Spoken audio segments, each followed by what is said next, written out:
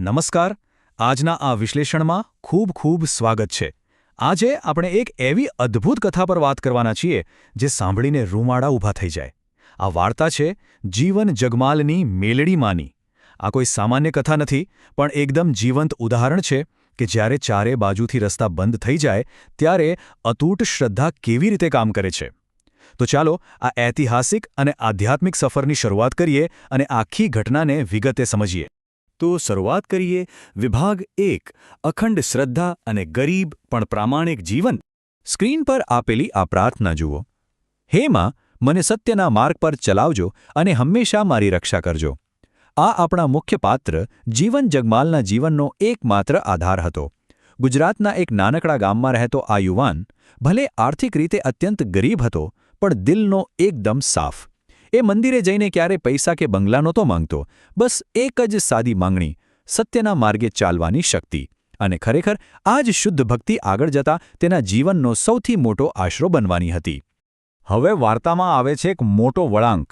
વિભાગ 2, અન્યાય અને કટોકટી. લોભી શેઠલો આરોપ. અત્યાર સુધી બધું શાંત હતું, પણ અચાનક જીવનની દુનિયામાં ભૂકંપ આવી જાય છે. ગામમાં એક શેઠ રહેતો હતો.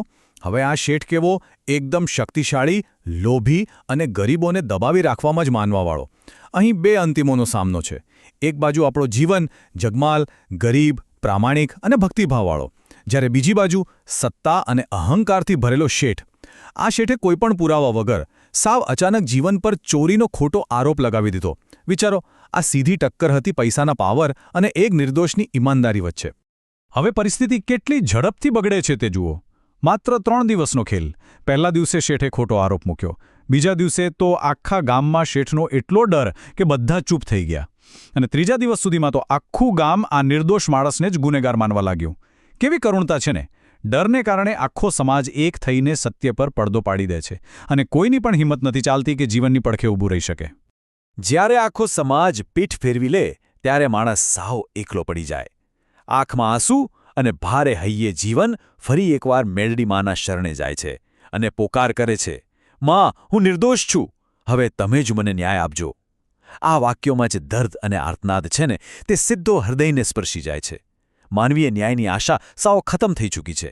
હવે જે કંઈ છે તે બસ આ ઈશ્વરીય અદાલત પર જ નિર્ભર છે. અને અહીંથી શરૂ થાય છે બીજો અધ્યાય.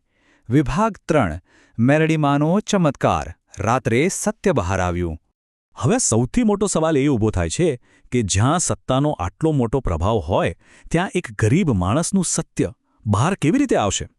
જ્યારે આખું ગામ એક ચાલાક અને શક્તિશાળી માણસના ડરમાં જીવતું હોય, ત્યારે આ એકલા પડી ગયેલા યુવાનની નિર્દોષતા સાબિત થવી તો લગભગ અશક્ય જ લાગે.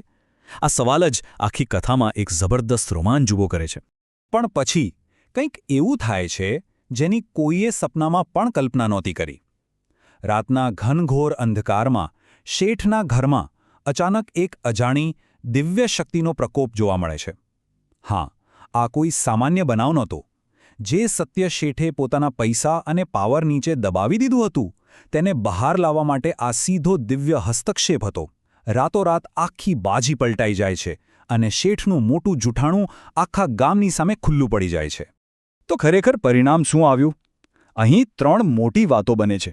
પહેલું, શેઠનો અસલી ચહેરો અને તેનું કાવતરું આખા ગામ સામે છતું થઈ ગયું. બીજું, જે શેઠ ગઈકાલ સુધી અહંકારમાં રાચતો હતો, તેણે આજે આખા ગામની વચ્ચે કબૂલવું પડ્યું કે તેનો આરોપ તદ્દન ખોટો હતો.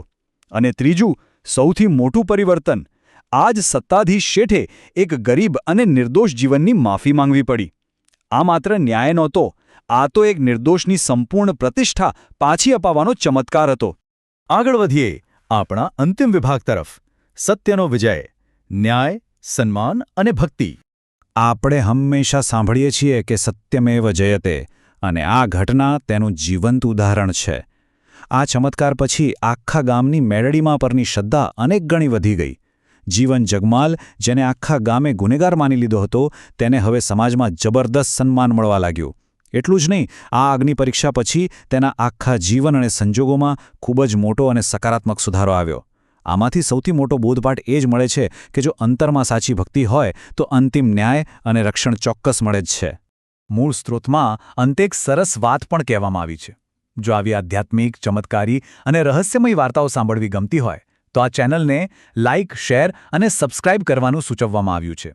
જય મેલડી માના નાદ સાથે આ કથાને વધુ લોકો સુધી પહોંચાડવાનો આ એક સુંદર પ્રયાસ છે. અને આજના વિશ્લેષણના અંતે એક બહુ જ ઊંડો પ્રશ્ન મૂકીને જવાની ઈચ્છા છે. જીવનને જગમાલ માટે તેનો સૌથી મોટો આધાર તેની અતૂટ શ્રદ્ધા અને મેલડીમાં હતા.